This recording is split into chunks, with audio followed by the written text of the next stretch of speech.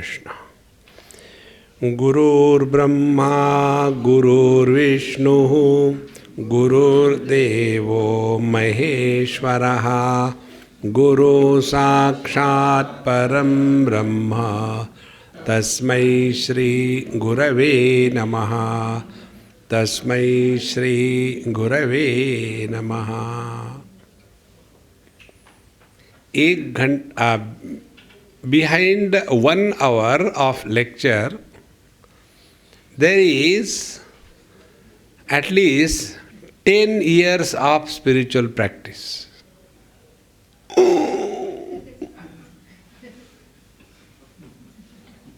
See?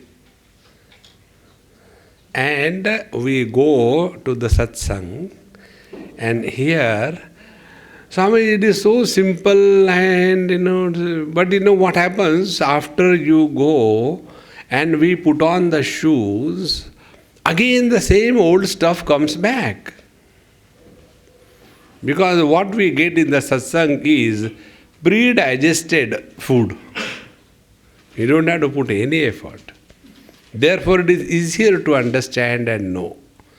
But then it becomes volatile, because by your wealth, I cannot become rich. See?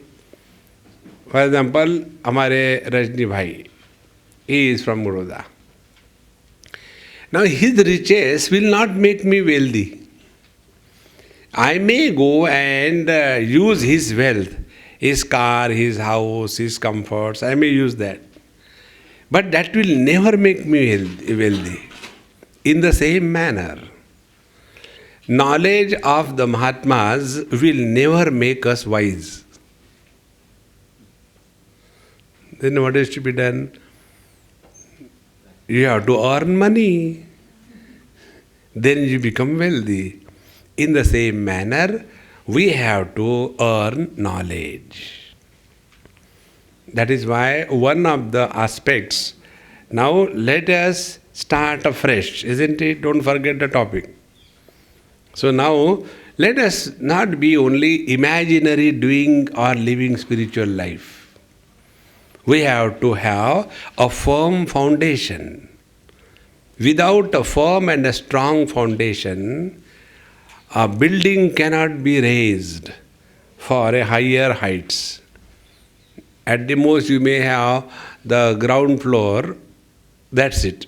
And with a plastic sheet as the cover. But if you really want to have a strong building, a huge tower, you require a very perfect and solid foundation, is it not? In the same manner, spiritual life is not you go here and there, attend one camp and get inspired and straight away start meditation. See? Our approach to spirituality is like what I discovered that when I take 8th chapati in my food, after eating the 8th chapati, my hunger becomes satiated. Then I said, hey, is there any shortcut? So I decided to eat the 8th chapati first. Will it ever satiate my hunger? The 8th chapati has the capacity to satiate my hunger because of earlier 7 chapatis, is it not? So what is the 8th chapati? 8th chapati is samadhi. And what are the 7 chapatis? Yama, niyama, asana, pranayam, pratyahar, dharana, dhyana. And then comes the samadhi, the meditation. See? But ultimately what we want? Samadhi. So why not directly go to samadhi? See? That is why we have to be very clear in this, that our spiritual practice should not be limited to eating spicy or non-spicy food, eating vegetarian or non-vegetarian food, and doing pranayam, and going to temple. Bhagwan Shakaracharya says, Kurute Ganga Sagara Gamanam Vrata Paripalanam Athava Danam Jnana Vihina Sarvamatena Bhajatina Muktim Janmashatena Bhaja Govindam Bhaja Govindam. We may do this external, what is called as the Bahiranga Sadhana, but this is not going to help us. So, now let us start afresh. What is that? Now take any book such as Bhagavad Gita and start like this.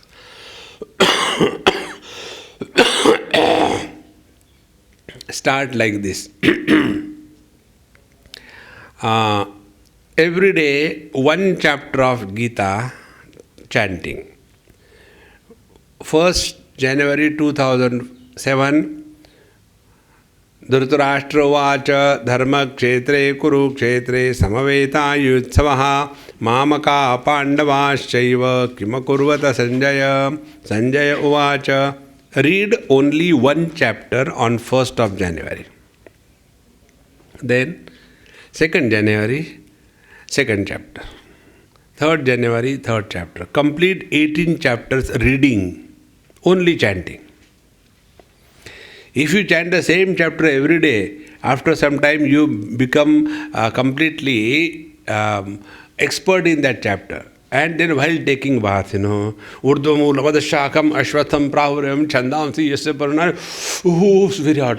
Chandamsi Yasya Paranami Yastam Vera Savedavit. It becomes only a mechanical drill.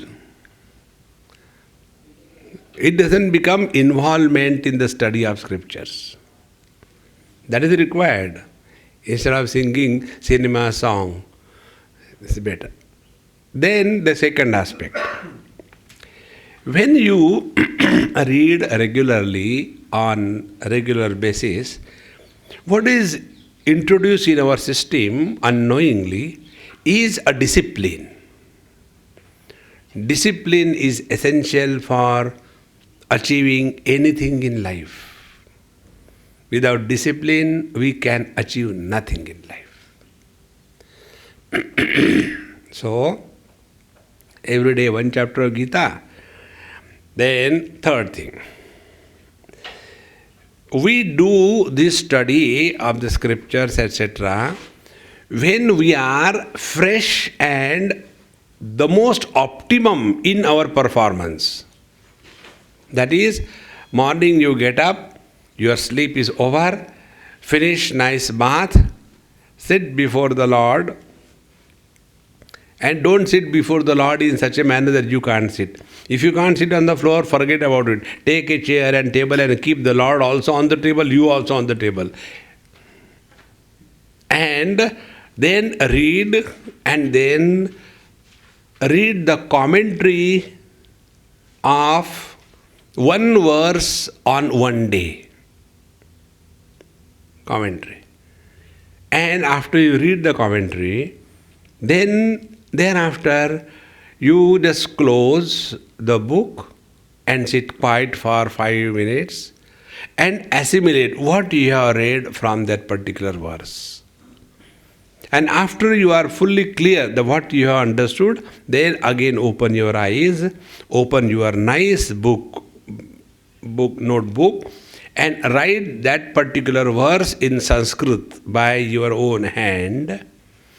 Whatever translation you have understood with your own language. Don't copy it down. After that is done, then the third portion is what you have understood from that particular verse. And do it on a regular basis for all the verses of Bhagavad Gita. One day, one verse. This is the rule. After 700 days, you would have completed writing commentary on the whole Bhagavad Gita. Because every day you are writing your thoughts on one verse, but for God's sake, don't publish it. Because when again you will go back to the first verse, you will be, my God, was I so dumb? Because by the time you have gone up to the 700th verse, you know that you have understood nothing in the first verse. But doesn't matter. Keep on doing it slowly and steadily. When you study Gita, what you will get? First of all, you will get a general knowledge about Gita. General knowledge. Now what is the general knowledge? I'll tell you what is the general knowledge. Educated people's general knowledge.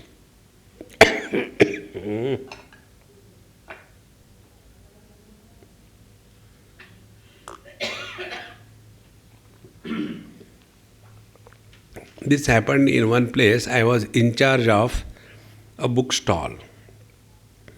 And one lady came. She must have been something like brigadier in or general in, something like that. So she came to my stall and she saw one book, Gita for Children.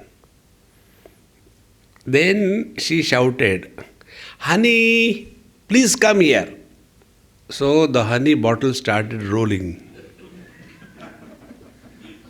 I can never understand how these people call each other honey. Don't they feel sticky?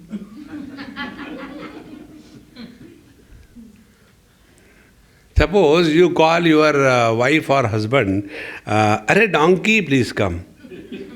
Hey, I am not a donkey. But when you call honey, what is sticky? Don't come near, you'll get some spots. So the honey was called and the honey bottle came rolling. See, I told you that book which was written by Krishna for the children is available here. Gita for Children. I told you, Krishna has written very good books for children. Now she is the wife of a brigadier, educated. This is how it is. See? Therefore, it is necessary that we have the basic knowledge. The whole world is studying Gita, and we claim to be Hindus and Indians and know nothing about Gita. So, if we have to start afresh our life, take this as the most important activity of your life. It is not a wastage of time. Now the third stage. When we study Gita, what are the things we will get? One will be the general knowledge about Gita. Second will be that Gita is a book of definitions. You take up and discover definitions in Bhagavad Gita. When you study, prepare your own notes. Beautiful definitions are given. One example I'll give you. Bhagavan Sri Krishna defines in the second chapter, who is a wise person? Gatasu na gatasuscha nanu shochanti panditaha. Wise person is he who does not become disturbed and miserable because somebody dies and because somebody doesn't die. See? We become miserable both the reason, isn't it? Somebody dies, we are marta bhi nahi, and therefore we are miserable. See? Now if you have studied this, that a wise person is he who doesn't become miserable. And if this knowledge has gone in you even 1%, you have started changing yourself. See? And this is what Arjuna did. In the first chapter, he talked all the wisdom to Bhagavan Sri Krishna. And what Bhagavan said to him in the second chapter, that ashocha nanvashochastvam prajnavadamscha bhashase gatasuna gatasuscha nanu shochanti panditaha. Arjun, you are talking like a wise man. Means what? You are otherwise. When you say somebody that you are talking like a wise man, it is a decent way of telling that you are otherwise. Because who is the otherwise person? He who is complaining and miserable on every issue. See? Now if you take only this one verse, see what a change it will come. Then you start interacting on this knowledge. This knowledge of Gita is like, the vaccine. And what is this vaccine? This vaccine is attenuated live vaccine. There are two types of vaccines. One are the vaccines where only antigens are used. And second types of vaccines are those where the bacteria or the viruses, they are not killed, but they are attenuated. Meaning what? Their disease-producing aspect is destroyed, but the antibody-producing aspect is maintained. In the same manner, the knowledge and wisdom of Bhagavad Gita is like the attenuated vaccine. It will go and multiply itself and start showing you a high titer of the antibodies, and then when the viruses of miseries attack you, you will be able to stand to the miseries of life. That is what is called as starting your life afresh. See? Our life is what our ability to interact to a given situation is. See? You must have seen, traffic is everywhere the same. Most of you are from Ahmedabad. The speciality of Ahmedabad, people think that I know everything in the whole world. So they ask any question. First time, somebody in our Ahmedabad asked me this question. In Ahmedabad Management Association, I was having some talk. One person asked this question. Swamiji, have you noticed the peculiarity of the auto rickshaw drivers in Ahmedabad? I said, yes, I have seen. Tell me what you have seen. I said, the auto rickshaw drivers in Ahmedabad, they show the direction, neither by the light nor by the hand, but they take out the leg. My God, you really are a terrible observer. I said, if something more you want to know? No, I want to know why they do like this. I said, this is Purva Janma Samskar. See, when you start leading your life in awareness, you are able to discover joy, wit, wisdom, humor under any condition. See, wisdom expresses as wit and humor. Boredom expresses as bitterness and frustration and depression. See? Therefore, when you take Bhagavad Gita, you will discover beautiful definitions. And when you start assimilating that knowledge, and don't be in a hurry. Many people have got this funny notion. So, how much time it will take? What will you do after realization? The joy is in the journey, not reaching the destination. See? Therefore, this becomes a regular daily part of your life. Now, when you start doing this, now the question is, when should we do this?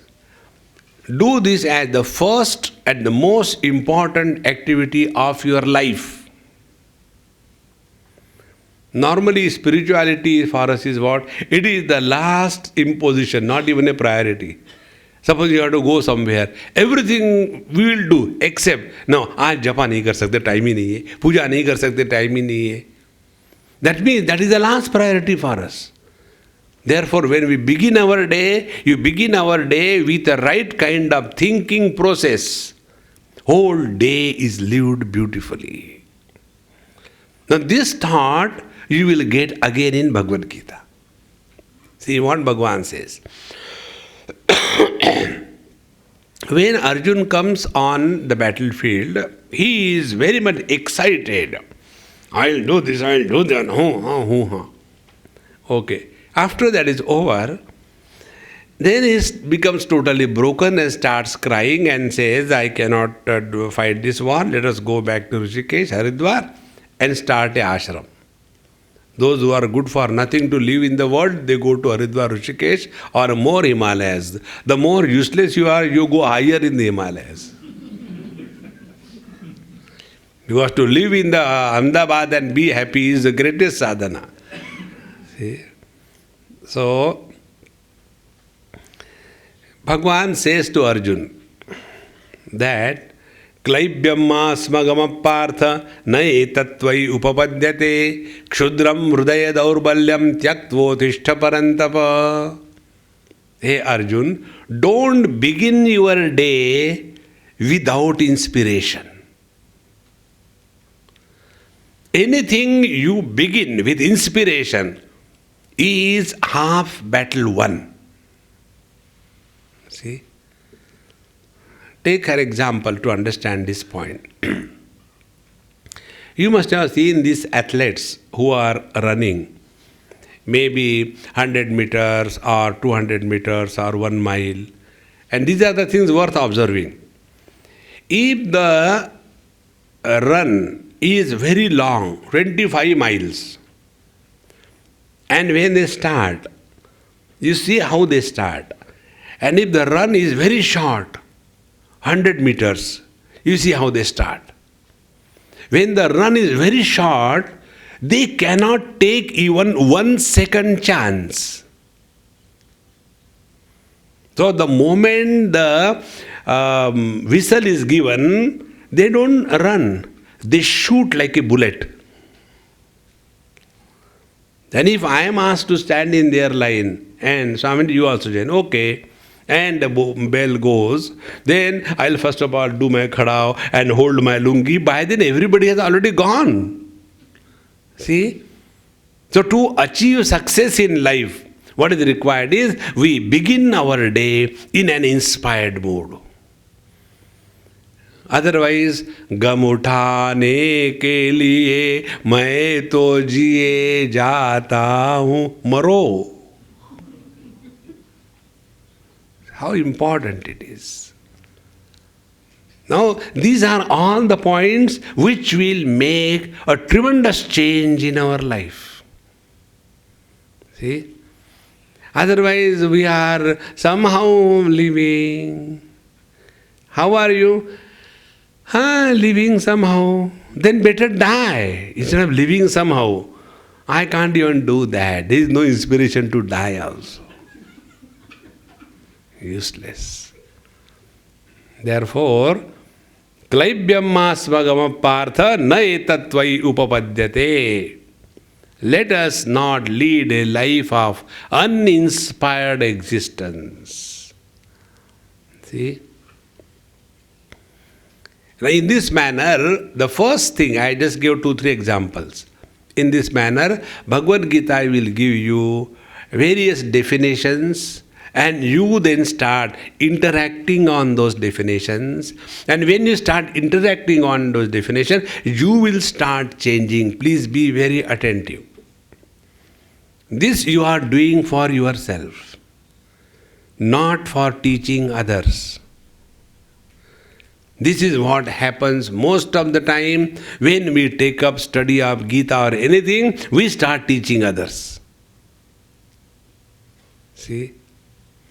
You know, our teaching to others, having little bit read here and there, is like what? I'll make this point through an example. Imagine there are 2 persons. One person is a, let us say, South Indian, and other person is a Bengali. South Indian means what? Idli, sambar. Bengali means what? Rasgulla, Sandesh. No, I want to give only sweet example.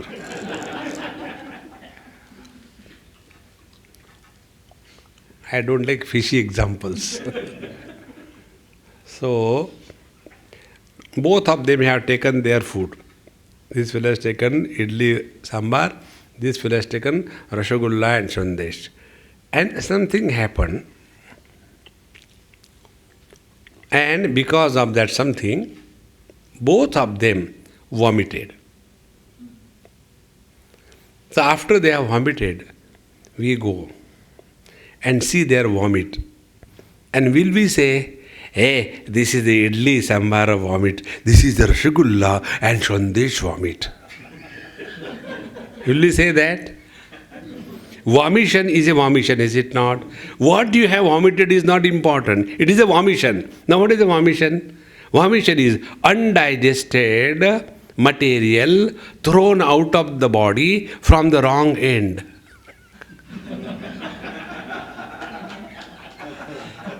Isn't it? That is called a vomition. In the same manner, whether it is your physics, chemistry, mathematics, or computer science, or it is your study of Bhagavad Gita, when you vomit it out, that means when it is thrown out without digestion, without assimilation, it is only words, words, words, which carry no meaning behind the words. And that is why when we say something, it doesn't touch anybody's even drums.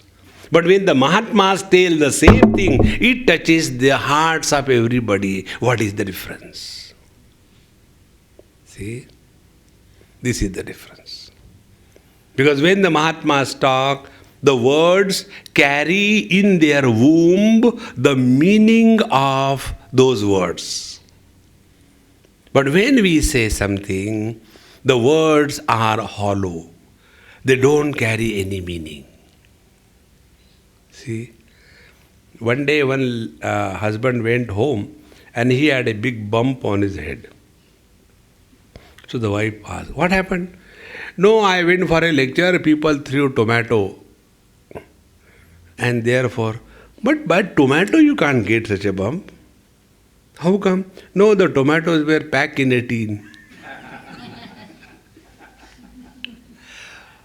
So, when words are meaningless, they are vomitions. When our words can change the hearts of others, then they are full of meaning. How this can happen? When we have practiced and experienced the meaning of the words. See? About this I'll give an example. Bhagwan Ramakrishna Paramahamsa was approached by a mother with her child. And she said, Bhagwan, please tell my child, stop eating sweets. He doesn't listen to me. You tell, he will listen. So he said, Amma, bring him next Sunday. Okay. First time, second time, same thing, third time, same thing. 4 or 5 times he asked her to bring next Sunday, next Sunday. And then on the 5th or the 6th Sunday he told, Beta, don't eat sweets, they are not good for your teeth. And once your teeth become bad at this age, when you grow up, again the teeth will be worse. So protect yourself, don't eat so much of it. He said, okay Maharaj, I will not eat. And he stopped eating. And the child was sent out, and then the mother said, Maharaj, you told this thing, don't eat sweets.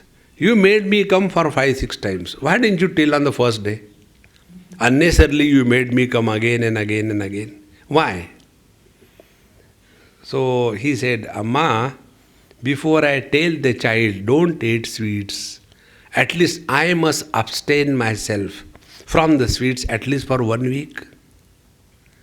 Then only my words will carry meaning. See? Why our words don't carry meaning? Because we don't practice them in life. And this is what happens. Little bit of We read one Gita chapter here and there, we listen to some satsang, and we become Jnani. And the moment we become Jnani, we start discovering that the whole world should be wise except me, because I am already wise. Somewhere I went recently in a Gujarati group only. Where it was? In Karnataka. So I was extremely tired those days, having some fever and every kind of thing. And they had kept lecture after lecture. They don't understand that I am not a tape recorder, that I am a human being. So, Swamiji, somehow please don't misunderstand. I said, okay, Baba, don't cry at least. So I went there. I said, now tell me what I should talk. Because I had nothing to talk. Swamiji, please tell some values for the children. So there were children, elderly people, everybody was there. So I started. Today the mess that we are in, whether in India or the whole world, this mess is created by the children. Is it not? No, Swamiji. So children are not creating any mess. So they don't need any value education. Who needs is these oldies. They are the one who are creating problems in this world. Therefore, spiritual practice should start from us and not from our children. This is one of the biggest problems. All the elderly people, they attack the innocent children. They are pretty good. There is nothing wrong with them. We have to change. But what happens, the moment we go before the children, we become wise. See, देखो बेटा, you should get up early in the morning, and we get up early at 10 o'clock, 11